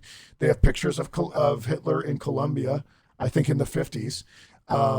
Many other Nazis made it to South America. Mm-hmm. It's probably where a lot of the cloning experiments and things like that got going, as well within here. It's more messed up than you can possibly believe. There's probably a lot of truth in that movie, Boys from Brazil. Yeah, if you've seen that. Yeah. That's exactly what I was thinking of. Yeah. So, we kind of lost the Second World War, but we were supposed to lose it. The whole thing was set up from the beginning. So Pearl Harbor was an inside job. 9/11 wasn't the first inside job. Inside jobs have been going on for a long, long time. And World War II was just a rerun of World War I. And Hitler was most likely, not organically grown. He was like an art school dropout. And then he leads a whole nation with a ham radio. He had to have some backing. Well, see, and that's one of the things. Maybe we can get. It's really funny because we had not talked about this before, but I've been on this kick lately about the coincidences with Hitler. Maybe if we can just jive with this for a minute. Sure, I'll do. I was gonna say, about Karl Haushofer. I don't. Enlighten me. Basically, he was I think, from my understanding, and I'm just starting to get in. I just was. In the last couple days, I've started getting into this, but apparently he was Rudolf Hess was his student, and basically said that this guy, with the Vril Society, I'm pretty sure this is the guy that kind of spearheaded it. But yeah, it was just interesting when you're talking about Hitler that I just read this account where he would just wake up in the middle of the night screaming about stuff, seeing stuff in his room. Yeah. And the fact that he had, and basically the where I'm going with this is that he was this might be a little out there. No, he was a vessel he was demonically possessed. Yeah. And he was being used by these because they had so much with the occult. Yeah. And I'm not trying to give him by any means. I'm just going to go on the record. I'm not saying that I don't hold him culpable for what he did. Of what he did, but I believe that there's a lot more stuff behind it than just. You should check out what the SS sent troops into India. The whole idea of the Aryan race and what it goes back to this belief in Hyperborea. It's essentially that it goes back to the flood, right? That there were a race. God essentially flooded the earth to preserve. His bloodline, right bloodline, because it'd been contaminated by fallen angel DNA. Mm-hmm. And I don't know if your audience is familiar with Genesis 6 and everything like that. We're all on that. But in theosophical and occultist circles, they believe that some remnant survived the flood that was not necessarily of Noah's stock. This is mostly Blavatsky. She wrote a lot about H.P. this. That's where the Someone's been studying. And I know a little thing or two. So Hitler, from what I understand, and this is like deep research, super tinfoil hat stuff. Yeah. I wasn't there. This is just stuff that I've been able to piece together. Go research it for yourself. Yeah. From what I understand is that they got a bunch of Buddhist monks from the Yes. Himalayas, and they brought them into Yes. Berlin, Yes. and they would perform these occultic rituals, and they called Hitler the carpet biter. Yep. I don't know. And so what he would do during these seances or these rituals with these monks is that he would just roll around on the ground and have like seizures and stuff like that, and like try to gnaw at the carpet as he was being incarnated with something like that. And it would make sense that he was demonically possessed. If you like listen, of course. if you listen to Hitler just talking his normal like voice, he's like, "Hi, I'm Hitler. You're such a nice little girl." He was like always like very like kind of effeminate, like off like before. But then when he like gets up to the podium, he's like, right, you all know what Hitler sounds like when he gets to the podium. It's like he's channeling something. Yeah. So, and I was gonna say it's not that crazy to me. I think the Earth is flat. Yeah. Yeah. Well, I was going to say, and that's one of these things that it's interesting, maybe in a different way. I heard it put, I can't remember who was talking about this, but almost in the sense that, we can look back through time and they're talking about, in the sense of the Antichrist, right? And of the singular, because I think all of us here believe that it's not symbolic in the form of there's going to be a guy, he's going to do these things. And almost in the sense that God only, the Father, it seems like he's the only one with the knowledge of when all this is going to come down, because Jesus doesn't even, he doesn't say, I'm not sure exactly when. Yeah. He says only the Father knows, right? Right. And I don't mean to get too much into this, but that gets into the double-mindedness of God theology debate. Yeah. Well, and I'm not trying to do that, but I just meant that it seems like there's always, maybe within each generation or skipping a couple of generations, that there's these potential candidates that you can look at throughout time that you would say, well, he's doing a lot of this stuff. And maybe that's the cycle of Satan, maybe, that he's putting in and waiting for the rest of everything to happen. And so I'm not saying that Hitler is the Antichrist in particular, because the rest of Revelation didn't happen, right? And he didn't do those things. But who knows? With time being the way it is, maybe it did. We're like in a temporary like reboot of reality while God like works out all the stuff. I don't know. Yeah. But no, I tend to. I've somewhat subscribed to that theory of there always being an Antichrist in waiting. But I've been reading a lot of historicist theology, and a lot of the Reformed theologians always believe that the Pope was the Antichrist. Right. I'll defer to the clergy here. Well, I just want to read 1 John. He makes a commentary. He says, "Dear friends, or dear children, this is the last hour, and as you have heard that the Antichrist is coming, even now many Antichrists have come." Right. This is how we know that it is the last hour. And so, John makes a statement in there that there's a spirit of Antichrist that's existing in the world. And we find that through all kinds of, we're not allowed to, they don't want you to pray in school. They don't want you to,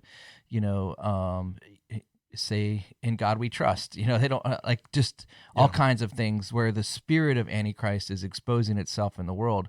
But then there's also Antichrists, individuals, and then there's the Antichrist who will be revealed, the man of lawlessness that was in 2 Thessalonians, which we opened up. Well, I was going to say one of the interesting things that just struck my mind, honestly, as I was driving on the way here, was, since you said this with the Pope, and I have a bunch of Catholic friends, I don't think they are going to listen to this podcast, though, so I'm in the clear to say this. But one of the things that they were talking about with, and we've done some episodes on this, that it's either because he doesn't have the passions towards women, so that means either he's homosexual, he's gay, or he could be a heterosexual celibate, which would be a pretty good indication that it might be a pope. A pope. So I was just going to... But they're not...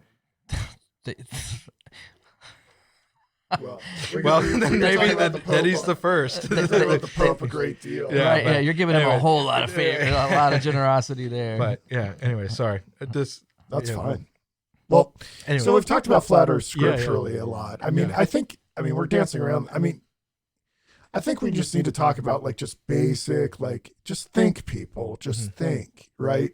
Like if we just like walk through the reasoning of it, like let's seriously, because we were indoctrinated so young with the Copernican understanding of the universe, we showed up at first grade and the teacher went, "Can you believe that people used to think the earth was flat before Christopher Columbus?" And then everyone goes, "Ha ha ha ha ha ha," and then it's never Right. thought about again.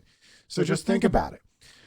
All right. So if we're on a globe, all right, okay, on the Copernican model, okay, it is spinning at close to 1,100 miles per hour at the equator, 1.4 times the speed of sound. Okay.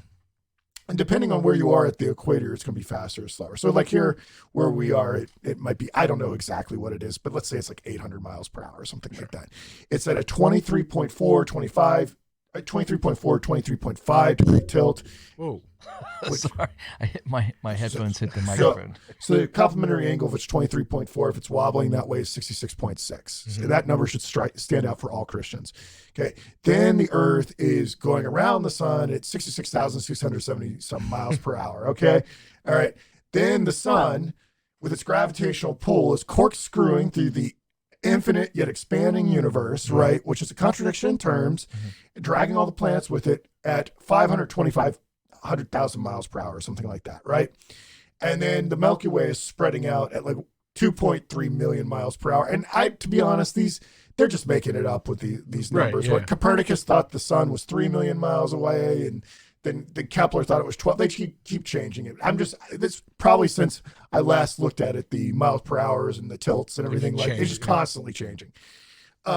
So you are spinning and moving at least, it's probably more, 4 different directions at unfathomable speeds. And I ask anyone who's listening, do you feel yourself moving? Right. No, I do not. No, just let's just be quiet and still for a second. Do you feel any movement? You don't. You're still. You can trust your God-given senses. Okay. Secondly, all right, just think about it. If you can visualize a globe, okay, you're taking a trip to Australia.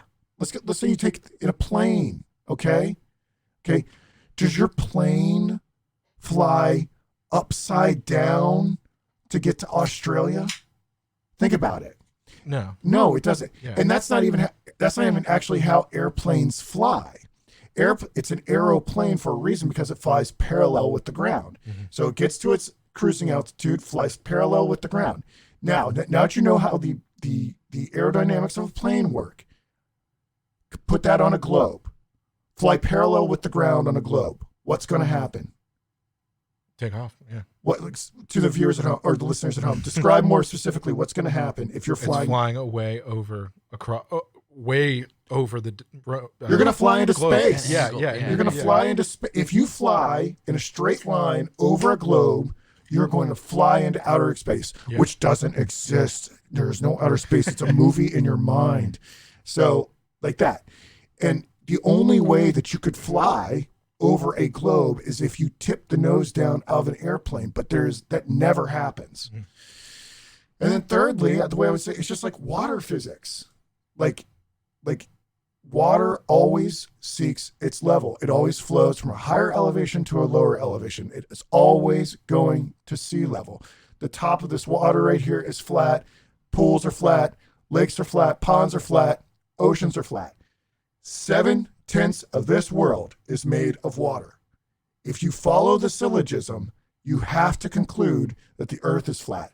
And then you go, but gravity. There is no gravity. Gravity is a hoax. Okay? I take this bottle of water. Or here, we'll use hot air balloons and submarines. Okay, how does a hot air balloon get up off the ground? Okay, a hot air balloon gets up off the ground because they are heating the atmosphere that is naturally occurring within the balloon and accelerating those particles in such a way that it becomes more buoyant than the surrounding air, right? It's not some special, they're not putting helium or something like that in there. It's the same nitrogen and oxygen that you are breathing. They just accelerate the particles that make the air lighter so that as it starts to take the balloon up in the sky. And then they vent that hot air and it starts to descend and become more and more dense and it comes back down to the ground. Same deal with a submarine, okay? A submarine that's crested the waters, it has compressed air in its tanks and it's floating on the surface of water. Then it takes in the water, becomes more dense and sinks down to the bottom of the ocean. Then it evacuates that water and comes back up. It's just density and buoyancy. This falls not because some force is taking it to the center of the earth, but just because it's more dense than the surrounding medium. Or it rises because it's more buoyant than the surrounding medium. Does that make sense? Yeah. 2 + 2 is 4. The only reason you believe in outer space is because you saw it on TV. And TV is not reality. Mm-hmm. It is television. Tell live. Yeah. Programming. It's a broadcast because it's a spell. I got enough. Yeah, exactly. So, All right, so I got a question. Sure. I got some. All right, so this was given to me. At least. All right. Pilots are taught to follow the horizon. Yes. Not straight. They do tip the noses down on long trips. It just happens slowly. I have never heard that. Every pilot that I have talked to has never told me that. Really? So I'm not saying that whoever sent you that is telling a lie, but I mean, they said themselves, they follow the horizon. Okay. A horizon is a straight line. Okay. All of a pilot's tools, the gyroscope, the artificial horizon, work on the assumption of a flat plane. Right. I know of no pilot I have ever talked to has talked about tipping the nose down. So have you? Unless they're descending to land. Yeah, well, Right, the yeah. way it's going to depend on the Sometimes they just aircraft. slow down, But yeah. generally, it takes off. They can't see me, but generally you take off like this, Nose up. and you kind of land nose up. Yeah. You're not going like this. You're not going do do do do do do do do. I'm landing now. You don't do straight, that. Yeah. I'm gonna land. You're not like a swooping bird of prey. Right, You're right. like touching down with the back of the wheels and the Yep. front wheel. You're not tipping the nose down. So Now, I mean, look, I don't claim to be a pilot or the like foremost educated person on airplanes. I mean, you should have a subject matter expert here in that. But everything that I've ever researched is that's just how planes fly. Yeah. all right. So I have another question for you. I don't know. I've never heard this before. An ant a rope is something that. Okay, hold on a second. All right. What about ants and a rope? Have you heard that theory? Like that we're like ants in a rope. I'm not sure what Like this that, is. in reference- like that we are, like that, like A rope it is only something- seems flat to us because we're so small, like an ant. Right. Yeah. I think that's what I was going to go to too. Is like, what about the sheer size of the dimensions of the planet? You know, quote It's unquote. supposed. planet. I mean, it's testable. Like, wouldn't. Okay, so if it was so big, if it is so large that a small, an aircraft, even a large Boeing aircraft flying along the surface, it would not necessarily be detectable of a curvature because you just kind of follow. Yeah, that's what they say. They say that you can't see curvature. They keep changing it, but they say you have to get like, I don't know. I should be up on this, but I think they say you have to get maybe you definitely can't see it from a plane. You're supposed to get to a height that none of us can be able to get to 80,000 feet or 100,000 something. feet. I don't even know if it's that. It's just high. trust the government because they have satellites up there. It's a height that civilians can't get to. But if you send up weather balloons or a civilian rocket or something, it will most likely crash into some kind of structure and it will show that it is flat and level no matter how high you go. The horizon keeps rising to the level of the eye. Now, if you want to say, oh, we're like ants on a rope or something like that, well, here's a big difference between us and the ant. I can take a camera and measure this Earth and its spherical trigonometry that's given to me. An ant cannot. But an ant can also lift, like 50 times its body weight? Right. So it's a trade-off. The ant can carry a leaf like 50 times its weight over its head. I can use science. I can also kill the ant. Okay. Well, the ant, So it's an imperfect analogy. I don't know why people are so.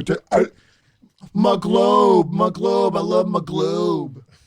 Why are you people upset? Did you guys just like watch a lot of Star Wars? Like, do you? well, I watched it this morning. Actually, it was on Return of the What, Jedi. what do you think Star Wars is? Star Wars is like candy propaganda. yeah, I love There you that go. movie. I'm sorry. that's your golden My, calf. my globe.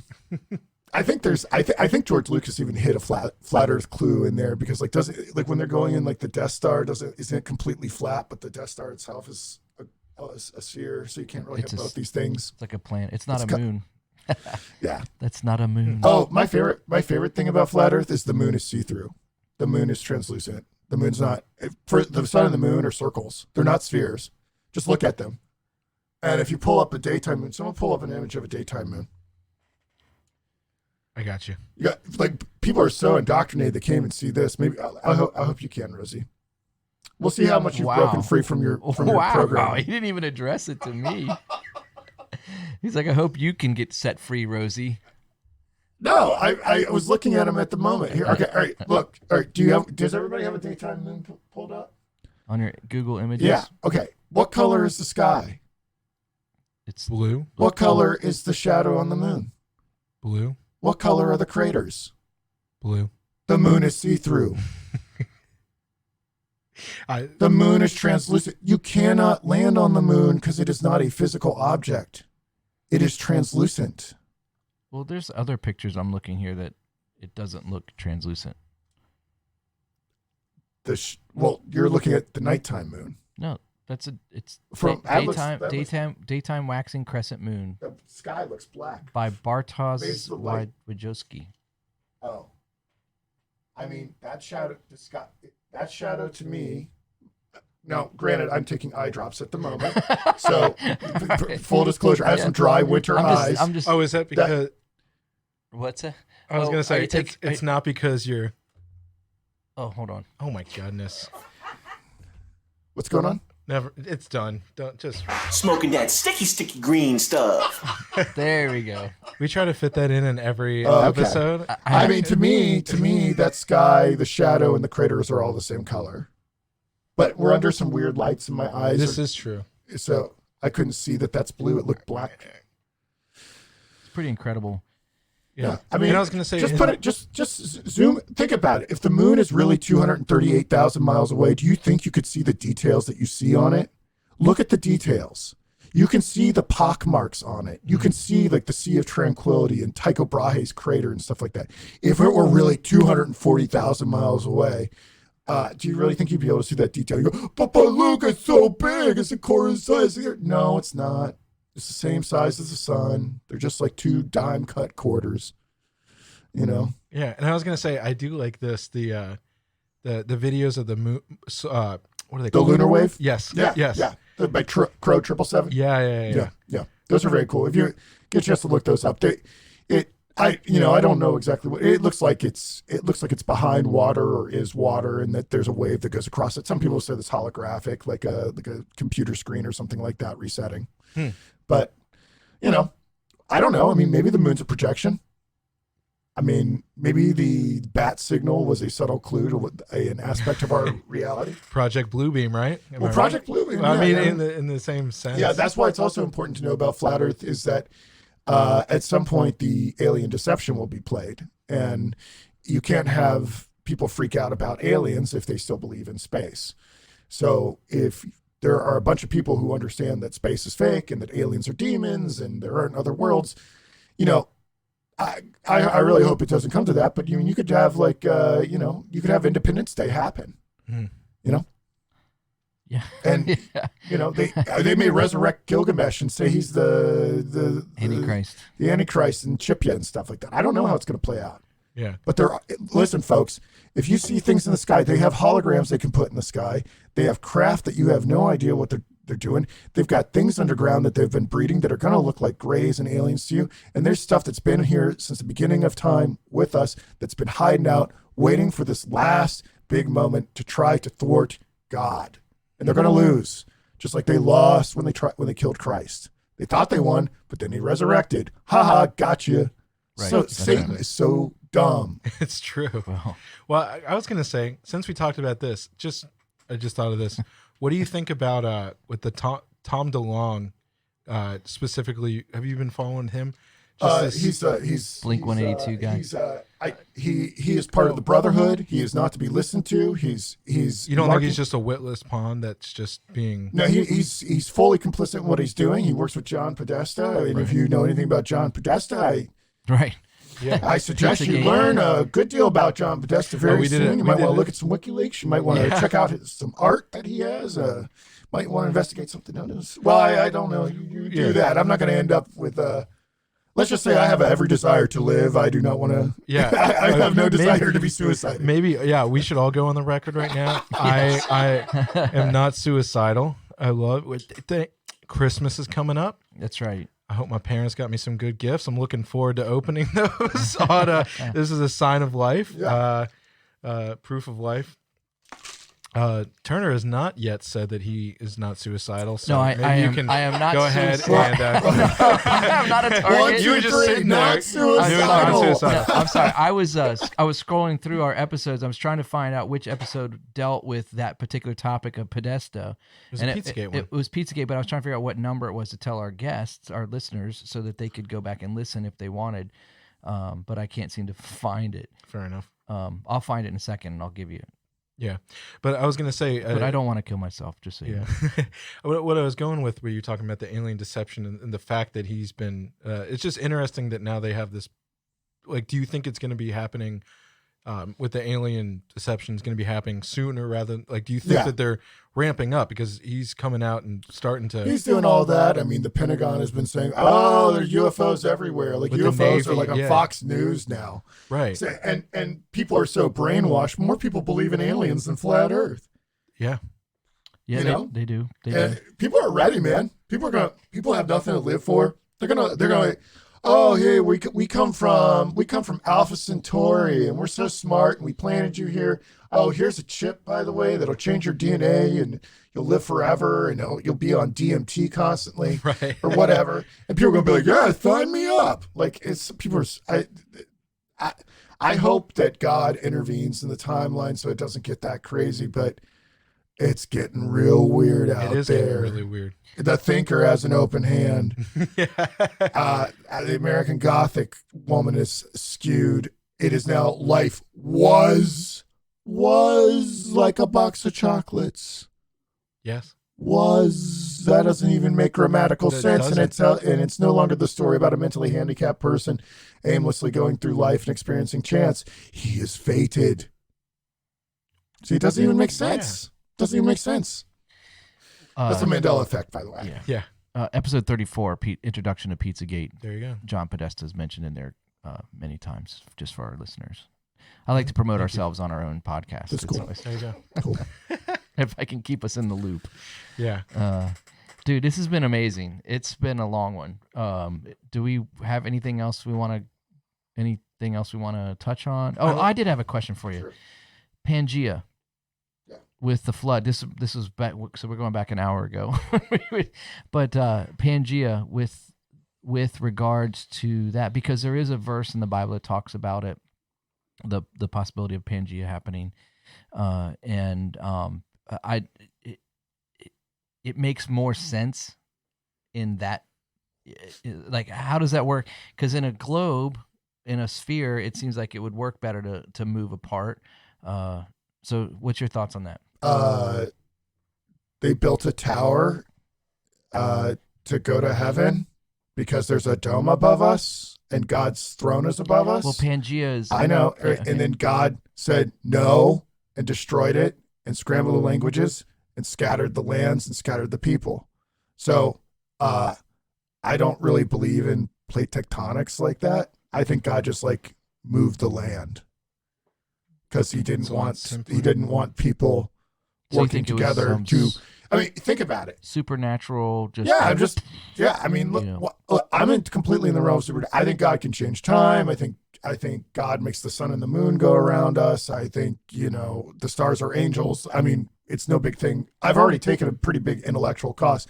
So so God breaking up the land and just spreading it out, it's really not problematic. So you don't think for it could be connected to the flood, the waters receding? Well, and- maybe. and, I could setting be off a series of events. I could be wrong about this. I mean, maybe the land was already spread out after the flood, and then the people were spread out after the Tower of Babel. Well, I could be wrong. Well, so I mean, typically this is because they give you the table of nations in Genesis 10, I believe, is where that's found. And basically, I think with Pangea, the way that would work out is you settle into your language groups. But then when Pangea comes, it actually creates oceans between and spreads them out. And that's why they would that's why every tribe would carry the story of the flood. Yeah. Because they had witnessed it, Yeah. Or they got off the ark and they knew about it, after the earth was being repopulated. The story came with them. But I was just curious if there was any connections of where flat earth would Answer or would like debunk or prove a Pangea experience based on the shape and the size and all that kind of I stuff. don't know. I think to be honest, it would probably work on both models. It's not obvious to me like how Pangea would be an argument totally for flat earth or totally for globe earth. I mean, Yeah. I think the earth is 6,000 years old. I don't think there's been, billions, if not millions of years for the continents to spread out. Yeah. It's very what is it? Like a quarter of a centimeter or something like that every year. I just don't think there's been enough time for that to happen. So to me, whether it's on a globe or it's flat or it was before the flood or immediately after the flood is kind of inconsequential to me. I think God did it. Yeah. Did he just like do it with his hands or like with his mind? I don't know. I don't know how exactly he did it, Yeah. But incidentally, since we're talking about the Tower of Babel, Yeah. go back. When I was a little kid, I was in Sunday school. It was like, when I was like, if we put men on the moon and there's like all these planets and Saturn and all this stuff like that out there, like, why does God care if we build a really tall tower? It shouldn't matter. But if we are endomed and God is right above us, then building a tall tower to storm the throne room of God is actually a problem. And no wonder God destroyed it. And so if you think about like the nature, like if you see the Tower of Babel and how it's represented in art, it's like a spiraling ziggurat or something like that, which incidentally The UN is building. one of the EU buildings has that form. And it also has a woman riding a beast outside of it too, if memory serves me correctly. It's just our world's like totally biblical. So in a way, think about the rockets and the space program. And I mean, it's really just a repetition of the Tower of Babel. They're trying to go into heaven. They're trying to break the firmament. They're trying to be like God. They're trying to be like the Most High. Like it's totally spiritual. That's why like Elon Musk names his like freaking rockets Dragon. Or like they name them like Falcon, which is like the falcon. It was like a falcon-headed god in like Egypt or whatever. Or like Phoenix you name it Apollo or like they're trying to be like gods. That's the space program is an astrotheological cult. I don't know how else to tell people about this. Yeah. I feel like I'm just like repeating myself. Well, I mean, especially, and like we said, going back to just we need to do like a big episode just on the space program. We could talk about that and all the NASA. the The fork tongue and the occultic- logo and yeah. Man. I don't have anything. I know, I'm just sitting here and adding in when I can. I'm about to flip this table. I'm ready to go. I mean, I can still keep going, You're but wrapped up. I don't know. What time is it? It's late. Yeah. It's late. Yeah. So Should we wrap it? yeah, I think we should. I think it's been a good almost 2 hours. So. Yeah. But Zeke, man, I would love to zero in on a specific topic again and bring you in, and maybe we can talk about maybe like the Mandela effect a little bit more. Sure. Or we'll just get together. We'll talk about maybe everything's fair game. So, yeah. And so, but just let you know, open door anytime you Sure, want to come over. sure, and right hang on. out. Absolutely. If you're just bored on a Sunday night, come on over, hang out. Yeah. We'll make it fun. But man, we really appreciate you spending time with us and sharing your story. Sure, it's And- pretty cool. People are listening to me. It's a lot better than 3 years ago.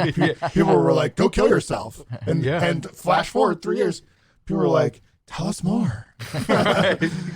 Maybe 3 years from now, a girl will like me again.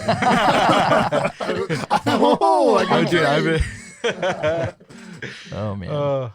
Well, I'll pray for you, both of you. Yeah, that's probably going to be more miraculous than people figuring out flat Earth. Look, if you think God can by hand move the nations, the continents around, or I whatever, don't know, He man. can bring you a I woman. don't know. I think it's actually. I'm starting to think it's more miraculous for me to get a girlfriend than God just moving the earth. Oh man, oh dude. Well, thank you so much for coming on, This man. is awesome. Yeah, and we will catch you next time on All Out War. See ya.